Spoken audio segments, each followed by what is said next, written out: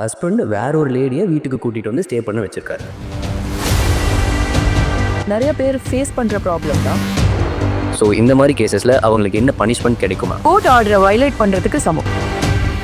ஒய்ஃபையும் கூட வச்சுக்கணும், illegal அஃபேர்லையும் continue பண்ணணும். இந்த கோர்ட் ஆர்டர் வந்ததுக்கப்புறமும் அவங்க திருந்தலை. After marriage they started asking for dowry. நல்ல மாப்பிள்ளை கிடைக்கிறாங்க, அது மிஸ் பண்ணக்கூடாது. அதனால அவங்க கேட்குற டவுரியை நம்ம கொடுத்துடலாம். செகண்ட் மேரேஜ்லேயும் மென்டல் அபியூஸ் வந்துட்டு அதிகமாக இருக்குது. அதுக்கு எந்த ரெஸ்ட்ரிக்ஷனும் எந்த பாரும் சட்டத்தில் இல்லை. ஃபால்ஸ் அலிமனி கேட்டு டிமாண்ட் பண்ணுற ஒய்ஃப்ஸை எதிர்த்து அந்த ஹஸ்பண்டுக்கு என்ன ரெமெடி இருக்குமா? இப்போ அந்த மாதிரி ஒரு ஃபால்ஸ் அலிமனி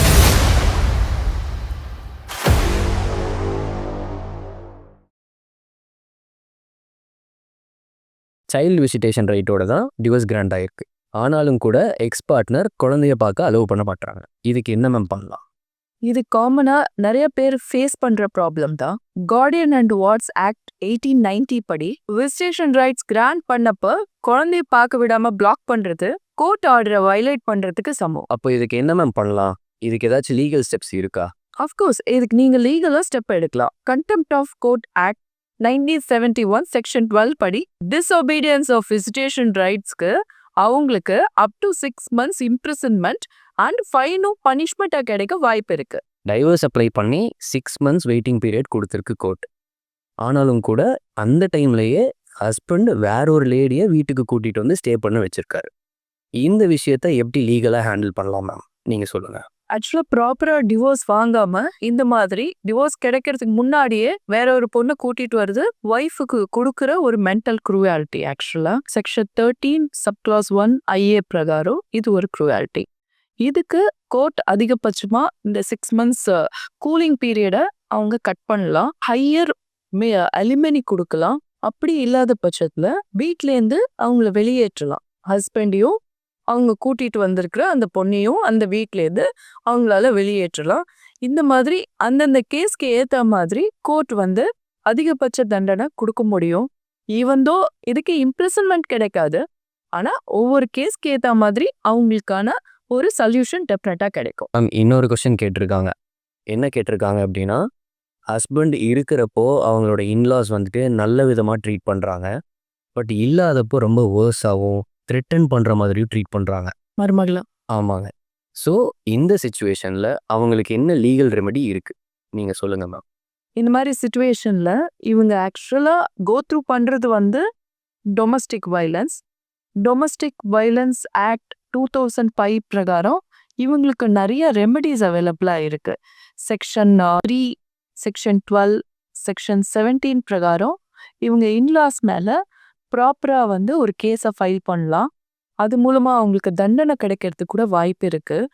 இந்த கோர்ட் ஆர்டர் பிரகாரம் இவங்களுக்கு ஒரு ரெசிடென்ஸு, இவங்களுக்கு ஒரு மானிட்டரி ரிலீஃபு, இவங்களுக்கு வந்து ஒரு ப்ரொடெக்ஷனு எல்லாமே கோர்ட் கொடுக்கும்.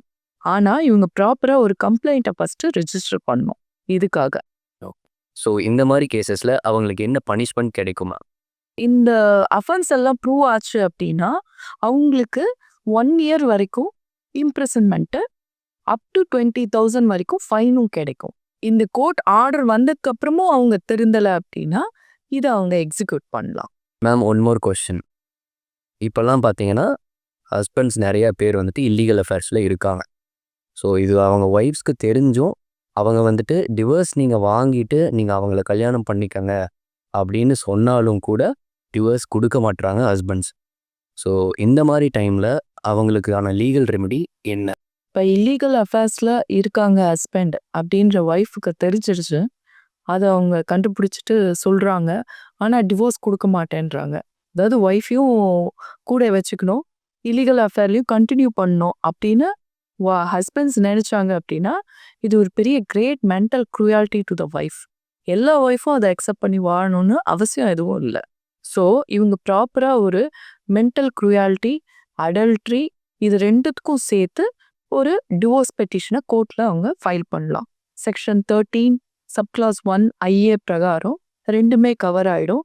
இவங்க அந்த பெட்டிஷனை கோர்ட்டில் ஃபைல் பண்ணலாம்.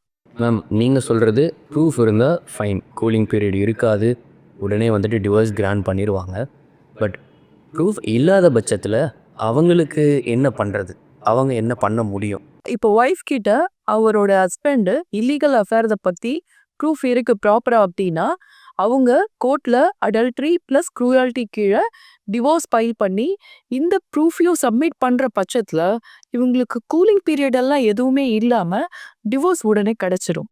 அதே மாதிரி ஒருவேளை ஒய்ஃபுக்கு எந்த ஒரு எவிடன்ஸுமே இல்லை அப்படின்ற பட்சத்துல இவங்களோட டெஸ்டிமோனியே ஒரு எவிடன்ஸா கோர்ட் எடுத்துக்கும். ஸோ அதை பேஸ் பண்ணியும் கோர்ட் டிவோர்ஸ் கொடுக்கும். அண்ட் இவங்களுக்கு இன்னொரு ரைட்ஸும் இருக்கு. She can claim for a higher alimony because இவரோட தப்புனால்தான் அவங்க மேட்ரிமோனி லைஃப்பை விட்டு வெளில வராங்க. அதற்கான அலிமனியை ஹையர் ஆக்கி கேட்கறதுக்கு அவங்களுக்கு ரைட்ஸ் இருக்கு. ஒரு லேடி கேட்டிருக்காங்க, அவங்களோட மேரேஜ்க்கு முன்னாடி அவங்க இன்லாஸ் எதுவுமே வேணான்னு சொல்லிட்டு after marriage they started asking for dowry threaten பண்ண ஆரம்பிச்சிருக்காங்க. ஸோ இது மாதிரி சுச்சுவேஷனில் அவங்க என்ன பண்ணலாம்? ஆக்சுவலி டவுரி வாங்குறதும் கொடுக்கறதும் குற்றம். இதோட அவேர்னஸ் 90% எல்லாருக்கும் தெரியும். ஆனா தெரிஞ்சும் அதை ஃபாலோ பண்றது இல்லை. ஏன் அப்படின்னா பிரைட் சைடு எடுத்தோம், அதாவது பொண்ணு சைடு எடுத்தோம் அப்படின்னா அவங்க ஒரு நல்ல மாப்பிள்ளை கிடைக்கிறாங்க, அதை மிஸ் பண்ணக்கூடாது, அதனால அவங்க கேட்குற டவுரியை நம்ம கொடுத்துடலாம், எப்படியாவது இந்த கல்யாணம் பண்ணி வச்சா பொண்ணு நல்லபடியா இருப்பாங்க அப்படின்னு நினைக்கிறாங்க. ஆக்சுவலா தட் இஸ் ராங். அந்த மாதிரி கொடுக்கும்போது அவங்களோட ஃபியூச்சர் எக்ஸ்பெக்டேஷன் ஜாஸ்தி ஆயிட்டே போகும். நீங்க ஒரு தடவை அதுக்கு பெண்ட் ஆயிட்டீங்க அப்படின்னா ஃபியூச்சர்ல அவங்க கேட்க கேட்க நீங்க கொடுக்குற மாதிரியே ஆகும். ஸோ அந்த மாதிரி இருக்கிறத நீங்க முளையிலேயே கட் பண்ணி விட்டுறணும். இந்த அம்மா கேட்குற மாதிரி ஃபர்ஸ்ட் வேண்டான்னு சொல்லிட்டு கல்யாணம் ஆகி போனதுக்கு அப்புறமா இதை கொண்டு வா அதை கொண்டு வான்னு அவங்க கேட்கறதுக்கு இவங்க ஸ்ட்ராங்கா அவங்க மேல ஆக்ஷன் எடுக்கலாம். டவுரி ப்ராஹிபிஷன் ஆக்ட் 1961 பிரகாரம் இவங்க செக்ஷன் 3(4) பிரகாரம் கம்ப்ளைண்ட் கொடுக்கலாம். இதை அவங்க கம்ப்ளைண்டா கொடுத்தாங்க அப்படின்னா அவங்க இன்லாஸ்க்கு அப் டு 5 years இம்ப்ரிசன்மெண்ட்டும் ஃபைனும் கிடைக்கிறதுக்கு வாய்ப்பு இருக்கு. ஆனா அதுக்கு அவங்க ஃபர்ஸ்ட் ஸ்டெப்பு அவங்க ஒரு கம்ப்ளைண்ட் லான்ச் பண்ணணும். இது தவிர பிஎன்எஸ் செக்ஷன் 85 பிரகாரமே இவங்க மென்டல் ஹராஸ்மெண்ட் இவங்களோட இன்லாஸ்க்கு பனிஷ்மெண்ட்டும் இம்ப்ரிசன்மெண்ட்டும் கிடைக்கிறதுக்கு வாய்ப்பு இருக்கு. Ma'am, one more question. ஒரு லேடி கேட்டிருக்காங்க, அவங்க ஃபர்ஸ்ட் மேரேஜ்லேயே டிவோர்ஸில் முடிஞ்சிருக்கு, செகண்ட் மேரேஜ்லேயும் மென்டல் அப்யூஸ் அதிகமாக இருக்குது அப்படின்றாங்க. ஸோ அவங்களுக்கு என்ன சந்தேகம் அப்படின்னா, ஆல்ரெடி டிவோர்ஸ் வாங்கின அவங்க ஒன்ஸ் அகெயின் டிவோர்ஸ் வாங்க முடியுமா அப்படின்னு கேட்குறாங்க. ஓகே, ஆக்சுவலாக டிவோர்ஸ் ஒரு தடவை ப்ராப்பராக வாங்கினதுக்கப்புறம் ரெண்டாவது கல்யாணம் பண்ணி ஒருவேளை அந்த ரெண்டாவது கல்யாணம் ஒழுங்காக அமையலை, அங்கேயும் அவங்களுக்கு மென்டல் க்ரூயாலிட்டி, ஃபிசிக்கல் அப்யூஸ் இந்த மாதிரி கஷ்டங்கள் இருந்ததுன்னா அதை டாலரேட் பண்ணி அவங்க வாழணும்னு அவசியம் இல்லை. ரெண்டாவது கல்யாணத்தையும் இதே மாதிரி அவங்க ப்ராப்பராக டிவோர்ஸ் பண்ணலாம். Mental cruelty, physical abuse section கீழே ஒரு பெட்டிஷன் ஃபைல் பண்ணி இதையும் அவங்க டிவோர்ஸாக கேட்கலாம். இதில் அவங்களுக்கு எந்த பாரும் இல்லை. ப்ராப்பராக கல்யாணம் ஆனதை ப்ராப்பராக டிவோர்ஸும் வாங்க முடியும். அதுக்கு எந்த ரெஸ்ட்ரிக்ஷனும் எந்த பாரும் சட்டத்தில் இல்லை. Okay ma'am. மேம், அப்பா ஒருத்தர் கேட்டிருக்காரு, டிவோர்ஸ்க்கு அப்புறம் அவங்க சைல்டு அம்மாவோட கஸ்டடியில் இருக்குது. ஸோ ஆஃப்டர் ஏஜ் 12 அதே சைல்டு அவங்க அப்பா கூட இருக்கணும் அப்படின்னு ஆசைப்படுறாங்க. ஸோ பட் இதில் என்ன பிரச்சனை அப்படின்னா, அந்த அம்மா இதை தடுக்கிறாங்க, ரெஸ்ட்ரிக்ட் பண்ணுறாங்க, மறைக்கிறாங்க அந்த குழந்தைகிட்ட சொல்லாமல். ஸோ குழந்தைய விடாமல் வச்சுருக்காங்க. இந்த மாதிரி டைமில் அந்த ஹஸ்பண்ட், அதாவது அந்த அப்பாவுக்கு என்ன லீகல் ரெமெடி இருக்குது? இப்போ நிறையா உமன்ஸ் பயாலஜிக்கல் ஃபாதரை காட்டாம பசங்க கிட்டேருந்து ஹைட் பண்ணியோ இல்லை மிரட்டியோ அவங்கள மேனிப்புலேட் பண்ணியோ அவாய்ட் பண்ணுறாங்க. இதுக்கு மெயினான ரீசன் தன்னோட எக்ஸ் ஹஸ்பண்டை பழிவாங்குற நோக்கமாக இருக்கலாம். அப்படி இல்லை அப்படின்னா மேபி இவங்களுக்கு அவங்க ஹஸ்பண்டோட தான் பொண்ணு பழகிறது பிடிக்காம இருக்கலாம். இந்த மாதிரி பல ரீசன்ஸ் இருக்கு. ஆனால் ஒரு பயாலஜிக்கல் ஃபாதரோட பேசிக்கான விசிட்டேஷன் ரைட்ஸோ எதையுமே இவங்க தடுக்கிறதுக்கு சட்டத்தில் இடம் இல்லை. அந்த அப்பா ப்ராப்பராக கோர்ட்டில் ஒரு பெட்டிஷன் ஃபைல் பண்ணலாம், கஸ்டடி பெட்டிஷன். அதில் அவர் தனக்கு தன்னோட பொண்ணு பெர்மனன்ட் கஸ்டடி வேணும்னாலும் கேட்கலாம். அந்த பொண்ணுக்கு 12 வயசுக்கு மேலே இருந்ததுன்னா அந்த குழந்தையோட விஷ கோர்ட் வந்து கன்சிடர் பண்ணும். ஒருவேளை தான் அப்பா கூட வாழறது அந்த குழந்தைக்கு விருப்பம் அப்படின்னா அதை ப்ராப்பரா ஸ்க்ரூட்டனைஸ் பண்ணி கோர்ட் அவங்களுக்கு பெர்மனன்ட் கஸ்டடி கொடுக்கறதுக்கும் வாய்ப்பு இருக்கு. ஸோ அதனால இவர் ப்ராப்பரா கோர்ட்ல ஒரு petition Guardian and what's act பிரகாரம் ஒரு பெட்டிஷன் இவர் ஃபைல் பண்ணாரு அப்படின்னா இவருக்கு சரியான தீர்வு கிடைக்கும். ஓகேம்மா. விமென்ஸ்க்கு நிறைய சப்போர்ட்டிவ் லாஸ் இப்போ இருக்குது. ஸோ அதை வந்துட்டு மிஸ்யூஸ் பண்ணி ஹஸ்பண்டை எதிர்த்தும் இன்லாஸை எதிர்த்தும் அவங்க வந்துட்டு ஃபால்ஸ் கம்ப்ளைண்ட்ஸ் ரைஸ் பண்ணுறாங்க. டவுரி டிமாண்ட், டொமஸ்டிக் வயலன்ஸ் இது மாதிரி நிறையா பண்ணுறாங்க. ஸோ அது மாதிரி ஃபால்ஸ் அக்யூசேஷன்ஸ்லேருந்து ஹஸ்பண்ட்ஸ் வந்துட்டு மீண்டு வர்றதுக்கான லீகல் ரெமெடி என்ன? கரெக்ட் நீங்க கேட்கறது. இப்ப நிறைய உமன்ஸ் வந்து தான் ஹஸ்பண்டை பழி வாங்கறதுக்கு இல்ல தன்னோட இன்லாஸை பழி வாங்கறதுக்கு அவங்களுக்கு சாதகமா இருக்கிற சட்டத்தை யூஸ் பண்றாங்க. ஸோ இதனால என்ன ஆகுது அப்படின்னா நிஜமாவே பாதிக்கப்படுற பெண்களுக்கு கூட ஒரு நல்ல சொல்யூஷனோ தீர்வோ கிடைக்காம போயிடுது. ஈவன் ஆஃப்டர் ஃப்ரீக்வெண்ட் பேட்டில் தான் இவங்களுக்கு வந்து ஜஸ்டிஸ் கிடைக்குது. ஸோ இந்த மாதிரி ஃபால்ஸ் கேசஸ் ஹஸ்பண்ட் மேல வரும்போது அதை அவங்க தைரியமா ஹேண்டில் பண்ணலாம். அவங்க குவாஷ் போகலாம். இவங்க மேல ஃபைல் பண்ணியிருக்கிற ஃபால்ஸ் எஃப்ஐஆரை குவாஷ் பண்ணலாம். ஓகே. அண்ட் சப்சிக்வெண்டா இவங்க பண்ணது தப்புன்றத அவர் ப்ரூஃப் பண்ணாரு அப்படின்னா, அதாவது இந்த மாதிரியான ஒரு எந்த டிமாண்டுமே இல்லாம பொய் வழக்கு இவங்க மேல போட்டிருக்காங்க அப்படின்னா அவங்க மேல ஆக்ஷன் எடுக்கிற அளவுக்கு ஜென்ரல் சட்டத்துல இவருக்கு நிறைய ரெமிடிஸ் அவைலபிளா இருக்கு. லேடி ஒருத்தங்க கேட்டிருக்காங்க மேம், அவங்களுக்கு டிவோர்ஸ் கொடுத்ததுக்கப்புறம் அவங்க ஹஸ்பண்ட் வந்துட்டு அலிமனி கொடுக்கணும் அப்படின்றதுக்காகவே அவர் வந்துட்டு அவரோட அசெட்ஸ் எல்லாத்தையுமே அவரோட சிப்ளிங்ஸ் நேமில் வந்துட்டு ட்ரான்ஸ்ஃபர் பண்ணிவிட்டு இது மாதிரி அவர்கிட்ட எதுவுமே இல்லை அப்படின்ற மாதிரி கோர்ட்டில் ப்ரொஜெக்ட் பண்ணுறாரு. இப்போ ரீசெண்டாக இந்த ஆண் பாவம் பொல்லாதது மூவியில் கூட பார்த்துருப்பீங்க. இது மாதிரி தான் அந்த ஹீரோவும் பண்ணியிருப்பார். ஸோ இதே மாதிரி சுச்சுவேஷன்ஸ் ரியல் லைஃப்பில் வரப்போ என்ன பண்ணலாம், என்ன பண்ண முடியும்? ஆக்சுவலா ஒய்ஃப் கேட்டுருக்கிற அலுமினி அவாய்ட் பண்றதுக்காக ஹஸ்பண்ட் வந்து அவரோட அசெட்ஸ் எல்லாம் கசின்ஸ் பேர்லையோ இல்லை அவங்க அம்மா பேர்லையோ ட்ரான்ஸ்ஃபர் பண்ணியிருந்தாரு இந்த கேஸ் நடக்கும்போது அப்படின்னா அதை ப்ராப்பராக கோர்ட்டில் ப்ரூஃப் பண்ணால் அந்த ட்ரான்ஸ்ஃபரே செட் அசைட் பண்ணுற அளவுக்கு கோர்ட்டுக்கு பவர்ஸ் இருக்குது. அதே மாதிரி இவர் வந்து தப்பான ஒரு ஸ்டேட்மெண்ட்டை கோர்ட்டில் ஃபைல் பண்ணுறாரு. அதாவது எனக்கு அசெட்ஸே இல்லை, நான் வந்து ஒன்றுமே இல்லாதவன் அப்படின்ற மாதிரியான ஒரு ஃபால்ஸ் ஸ்டேட்மெண்ட்டை அலிமினி கொடுக்கக்கூடாதுன்னு கோர்ட்டில் ஃபைல் பண்ணால் it is subject to perjury. Wife வந்து ப்ராப்பராக இவர் பேரில் இருக்கிற அசெட்ஸையும் மற்ற சொத்து விவரங்களையும் கோர்ட்டில் ப்ரூஃப் பண்ணாங்கன்னா இவர் பேரில் ப்ரிஜூரியில் கேஸ் ஃபைல் பண்ண முடியும்.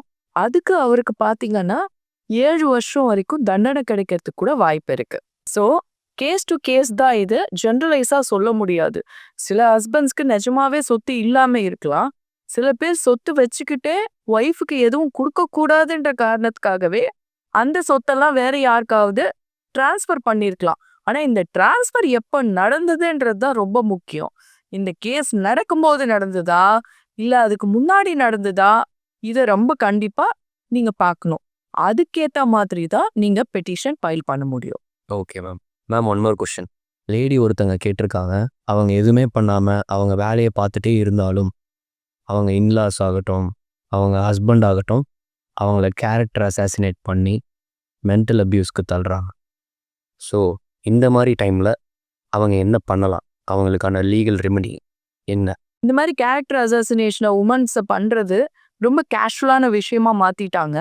Becomes very normalise nowadays. இதை வந்து சொந்த ஹஸ்பண்டோ இல்லை அவங்க வீட்டு இன்லாஸோ பண்ணும்போது உமன்ஸ் கோ த்ரூ பண்ணுறது வந்து சொல்லவே முடியாது. இதுக்கு வந்து டெஃபினட்டாக இவங்க வந்து இவங்க பேரில், அதாவது ஹஸ்பண்ட் பேர்லேயும் கம்ப்ளைண்ட் கொடுக்கலாம் அண்ட் இன்லாஸ் பேர்லேயும் கம்ப்ளைண்ட் கொடுக்கலாம். பார்த்தீங்கன்னா டொமஸ்டிக் வயலன்ஸ் ஆக்ட் பிரகாரமே இவங்க பிஎன்எஸ் செக்ஷன் 85 பிரகாரம் இவங்க கோர்ட்டில் ஒரு பெட்டிஷன் ஃபைல் பண்ணலாம். அவங்களுக்கு தண்டனையும் வாங்கி கொடுக்க முடியும். இதை தவிர யார் நம்மளை தப்பாக பேசினாங்களோ அவங்க பேரில் அவதூறு வழக்கு டிஃபமேஷன் அதையும் அவங்களால ஃபைல் பண்ண முடியும். அதுவும் ப்ரூவ் ஆச்சுன்னா ஜெயில் தண்டனை ப்ளஸ் ஃபைன் ரெண்டுமே ஹஸ்பண்டுக்கும் கிடைக்கும் இன்லாஸ்க்கும் கிடைக்கும். பட் இதெல்லாம் அந்த வீட்லேயே இருந்து அவங்களால ஃபைல் பண்ண முடியுமா அப்படின்னு கேட்டால் நிறைய பேரால் முடியறது இல்லை. இதெல்லாம் அவங்க சகிச்சுட்டு தாண்டிட்டு தான் போகிறாங்க. பட் உமன்ஸ்க்கு தெரியணும் அட்லீஸ்ட் டு ஸ்டாப் இட். இந்த மாதிரி பேசாதீங்க, அப்படின்ற ஸ்டாப் பண்ற அந்த ஒரு தைரியமாவது வரணும். ஏன் அப்படின்னா அவங்களுக்கான சப்போர்ட்டிவ் லாஸ் நிறைய இருக்கு இது ரிலேட்டடா. மேம் ஒரு பொண்ணு கேட்டிருக்காங்க, இது மாதிரி அவங்க 3 இயர்ஸ் ரிலேஷன்ஷிப்பில் இருந்திருக்காங்க. ஓகே. ஸோ ஆஃப்டர் 3 இயர்ஸ் அவங்களுக்கு வந்துட்டு அந்த பையனோட பேட் இன்டென்ஷன் ஆகட்டும், அவரோட கேரக்டர் ஆகட்டும் கொஞ்சம் தெரிய வந்து அவங்க வந்துட்டு அந்த ரிலேஷன்ஷிப் வேணாம் அப்படின்னு சொல்லி விலகுறாங்க. ஓகே. விலகுனதுக்கப்புறம் அந்த பையன் என்ன பண்ணுறாரு அப்படின்னா, இது மாதிரி அவங்களோட சேட் ஹிஸ்ட்ரி ஆகட்டும், பர்சனலாக எடுத்துக்கிட்ட ஃபோட்டோஸ் அண்ட் வீடியோஸ் ஆகட்டும், அதை வந்துட்டு நான் ரிலீஸ் பண்ணிடுவேன் அப்படின்னு சொல்லிட்டு பிளாக்மெயில் பண்ணுறாரு.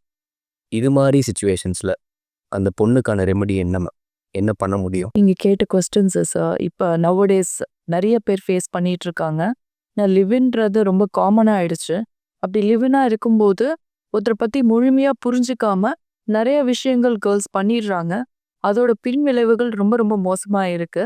ஸோ ஃபஸ்ட்டு இவங்களுக்கு ஒரு அவேர்னஸ் இருக்கணும்.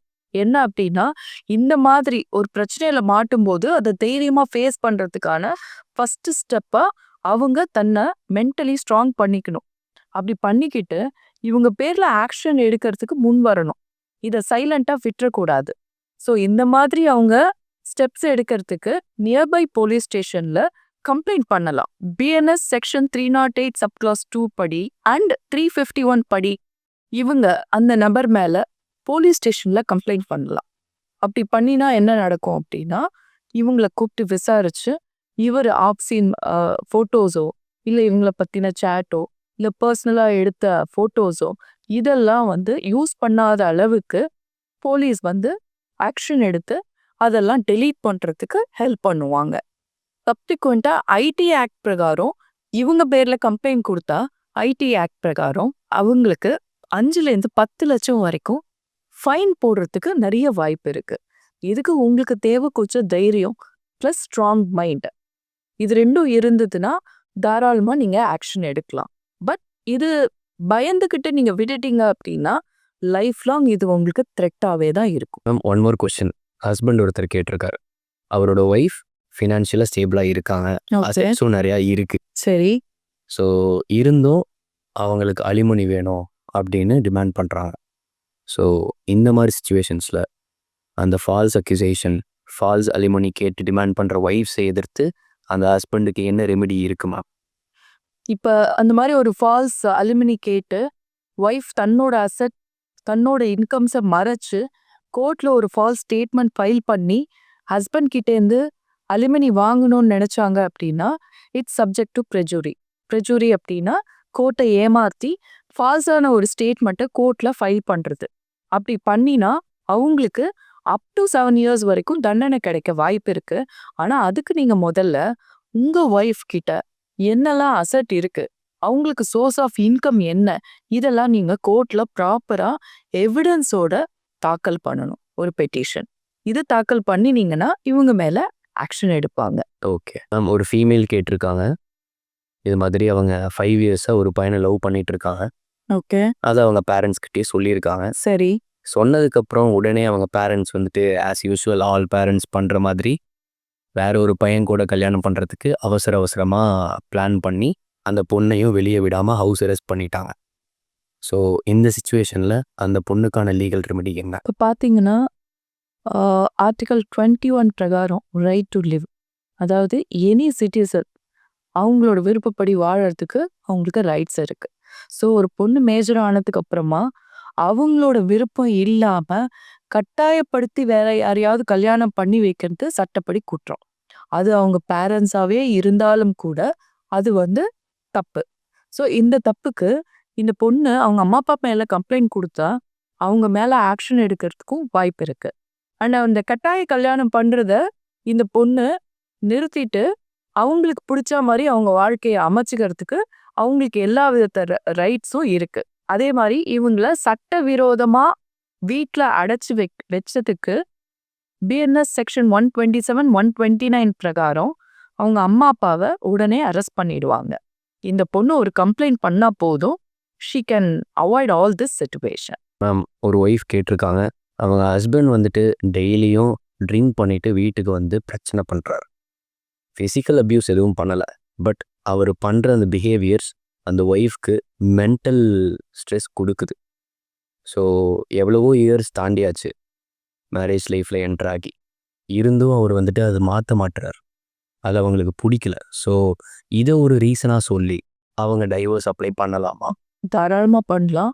ஆனால் அதுக்கு முன்னாடி இந்த ஹஸ்பண்டை மாற்றுறதுக்கு அவங்க ப்ராப்பராக ஏதாவது ஸ்டெப்ஸ் எடுத்தாங்களா? லைக் ரீஹாபிட்டேஷன் சென்டருக்கு அழைச்சிட்டு போய் அவரோட குடிப்பழக்கத்தை மாற்றுறதுக்கு ஹெல்ப் பண்ணாங்களா? இந்த மாதிரி சில கேள்விகள் இருக்கு. அவர் குடிக்கிறாரு அப்படின்னா கூட ஒரு ஒய்ஃபா ஃபர்ஸ்ட் கடமை என்ன அப்படின்னா அதை திருத்த பார்க்கணும். ஒருவேளை அதை திருத்த மாட்டேங்கிறாரு, எவ்வளவோ சப்போர்ட் பண்ணி கூட இந்த பழக்கத்தை விட மாட்டேங்கிறாரு அப்படின்னா ஃபிசிக்கல் அப்யூஸ் இல்லைனாலும் பரவாயில்ல, மென்டல் ஸ்ட்ரெஸ்ஸோ மென்டல் க்ரூயாலிட்டியோ as per Hindu marriage act பிரகாரம் it is a grounds for divorce. So இவங்க தாராளமாக டிவோர்ஸ் ஃபைல் பண்ணலாம். வேணும்னா மெயின்டெனன்ஸும் கேட்டுக்கலாம். இவங்க ஒரு ப்ராப்பர் பெட்டிஷனும் அதுக்கு சப்போர்ட்டிவாக அவரை ரீஹாப் சென்டருக்கு அழைச்சிட்டு போன பில்ஸோ இல்லை அவர் குடிக்கிறதுக்கான சப்போர்ட்டிவ் எவிடன்ஸோ இவங்க அதுக்கப்புறமா அவர் குடிச்சிட்டு வந்து இவங்களை திட்டுறதோ இல்லை இவங்களுக்கு கொடுக்குற மென்டல் ஸ்ட்ரெஸ்க்கோ ப்ராப்பராக எவிடன்ஸ் இருந்தது அப்படின்னா இவங்களுக்கு மென்டல் க்ரூயாலிட்டிலேயே டிவோர்ஸ் கிடைக்கிறதுக்கு 100% வாய்ப்பு இருக்கு. Last question ma'am. ஒரு ஒய்ஃப் கேட்டிருக்காங்க, அவங்க இன்லாஸ் வந்துட்டு அவங்க பேரண்ட்ஸ் கிட்ட உங்கள் பொண்ணை ஏதாச்சும் பண்ணிடுவோம், எங்கள் டவுரி எங்களுக்கு கொடுங்க, இல்லைனா உங்கள் பொண்ணை ஏதாச்சும் பண்ணிடுவோம் அப்படின்னு சொல்கிறாங்க. ஒய்ஃப் கிட்ட வந்துட்டு நார்மலாக தான் பிஹேவ் பண்ணுறாங்க, எந்தவித பிரச்சனைகளும் இல்லை. ஆனால் டிமாண்ட் வந்துட்டு அப்படி வைக்கிறாங்க, இது மாதிரி நாங்கள் பண்ணிடுவோம் அப்படின்னு. ஸோ அந்த மாதிரி சுச்சுவேஷனில் இவங்களுக்கான ரெவென்யூ என்ன மேம், என்ன பண்ணலாம்? நிறைய ஃபேமிலிஸில் இப்படி இன்டைரக்ட் டவுரி கேட்கறது வழக்கமாயிடுச்சு. இப்படி இன்டைரக்டாக டவுரி கேட்டாலும் அது குற்றம்தான். ஸோ இந்த மாதிரி அவங்க த்ரிட்டன் பண்ணுறாங்க, இதை எழுத்து மூலமாகவோ இல்லை வேற கால்ஸ் மூலமாகவோ இல்லை அதை ரெக்கார்டிங் ப்ரூஃபாவோ இல்லை ஒரு வாட்ஸ்அப் மெசேஜாவோ கொண்டு நம்ம எவிடன்ஸாக கோர்ட்டில் காட்ட முடியாதுன்னு நீங்கள் நினச்சிங்கன்னா பரவாயில்ல. ஓரல் எவிடன்ஸ் லைக் அவங்க ஓரலாக கேட்கறத கூட நீங்கள் ஒரு கம்ப்ளைண்ட்டாக பிஎன்எஸ் செக்ஷன் 85 பிரகாரம் ரிஜிஸ்டர் பண்ண முடியும். அண்ட் டவுரி ப்ரோஹிபிஷன் ஆக்ட் கீழேயும் நீங்கள் அவங்க பேரில் கம்ப்ளைண்ட் கொடுக்க முடியும். சப்சிக்வெண்ட்டாக உங்களுக்கு இதுக்கான எவிடன்சஸ் கிடைச்சதுன்னா அதை நீங்கள் கொடுத்தீங்க அப்படின்னா அவங்க பேரில் சிவியராக ஆக்ஷன் எடுக்கிறதுக்கு எல்லா விதத்துலையும் வாய்ப்பு இருக்கு. ஈவந்தோ அவங்க டைரக்டாக கேட்கலனாலும் இன்டைரக்டாக வேர்பலாக கேட்கறதும் தப்பு தான், அதுவும் குற்றம்தான். அதுக்கும் கண்டிப்பாக தண்டனை உண்டு. And it also creates a mental cruelty and stress to the wife and to the daughter in law. So இதுக்கு டெஃபினட்டாக இவங்க ஆக்ஷன் எடுக்க முடியும். அண்ட் இந்த மாதிரி குற்றத்துக்கு அவங்களுக்கு 2லேருந்து 7 வருஷம் வரைக்கும் தண்டனை கிடைக்க பிஎன்எஸ் செக்ஷனில் இவங்க ஒரு கேஸ் ஃபைல் பண்ணால் போதும். செக்ஷன் 351 சப்கிளாஸ் 1 கீழே இவங்க ஒரு பெட்டிஷன் ஃபைல் பண்ணணும். அண்ட் இதுக்கு எஃப்ஐஆர் ஃபைல் பண்ணுறதுக்கு பேரண்ட்ஸோட ஸ்டேட்மெண்ட்ஸ் ப்ளஸ் ஏதாவது மெசேஜஸ் அனுப்பிச்சிருந்தாங்கன்னா, பை சான்ஸ் அவங்க ஹஸ்பண்டோ இல்லை இன்லாஸோ மெசேஜஸ் அனுப்பிச்சிருந்தாங்கன்னா அந்த மெசேஜஸ்ஸு ப்ளஸ் ஒரு பிஹேவியர் பேட்டர்ன் இதெல்லாம் வச்சு கூட ஒய்ஃபால் கம்ப்ளைண்ட்டை ரிஜிஸ்டர் பண்ண முடியும். ஓகே மேம், இன்றைக்கி நம்ம வேரியஸ் டாபிக்ஸ் டிஸ்கஸ் பண்ணோம். இது நல்ல ஒரு அவேர்னஸாக இருக்குன்னு நான் நம்புகிறேன். எஸ், நீங்கள் சொன்ன மாதிரி எல்லா ப்ராப்ளத்துக்கும் மென்னாக இருந்தாலும் உமனாக இருந்தாலும் சட்ட ரீதியாக அணுகி ஒரு சொல்யூஷன் தேடிக்கலாம். அதே மாதிரி இந்த செக்ஷனில் நிறைய அவேர்னஸ் சிச்சுவேஷன்ஸ் இதை பற்றி நம்ம கிளியர் பண்ணோம். I hope it will be helpful. Yeah, it was an amazing session. Thank you. Thank you.